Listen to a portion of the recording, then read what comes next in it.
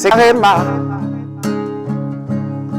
Dieu est ici, sur Réma. Qui veut être connu? Bienvenue chers téléspectateurs à votre programme de méditation, le Réma de vie. Nous sommes dimanche le 16 juillet 2023 et par la grâce de Dieu, nous lisons comme lecture biblique Psaume le chapitre 112, 113 et 114.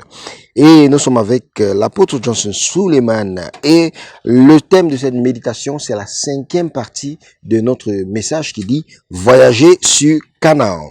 Et le texte dit « Il est arrivé quand Pharaon eut laissé aller le peuple que Dieu ne le conduisit pas par le chemin du pays des Philistins, bien que celui-ci fût proche. Car Dieu dit, de peur que le peuple ne se répande en voyant la guerre et ne retourne en Égypte. » Exode chapitre 13, le verset 17. Dans votre marche avec Dieu, vous devez arriver à comprendre la place de la patience si vous devez hériter de la promesse. Dieu a une procédure régulière pour que chacun de ses enfants hérite du processus. Il y a des choses auxquelles il vous préparera avant de vous permettre d'en devenir responsable. D'où Galates chapitre 4, le verset 1 et 2 déclare « Maintenant, je dis que l'héritier, tant qu'il est un enfant, ne diffère en rien d'un serviteur, bien qu'il soit le seigneur de tout.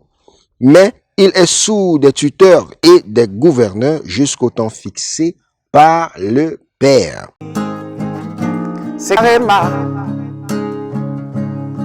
Dieu est ici, sur Réma. Donc, apprenez à suivre Dieu, apprenez à vous attendre à lui, en lui permettant de montrer la voie, de vous amener à l'endroit qu'il a tracé pour vous. Très important. Donc, il peut vous montrer Canaan, il peut vous montrer Canaan, mais peut ne pas vous montrer le processus exact pour vous y rendre.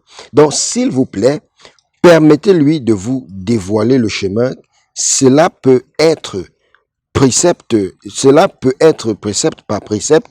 Suivez-le simplement, car il s'engage à vous amener à la hauteur qu'il vous a destinée. Donc, pour hériter la promesse, Hébreux chapitre 6, le verset 12 conseille que vous ne soyez pas paresseux, mais que vous suivez ceux qui par la foi et la patience héritent des promesses. Et Jacques chapitre 1, le verset 4 dit que la patience est son travail parfait afin que vous soyez parfaits et entiers, ne manquant de rien.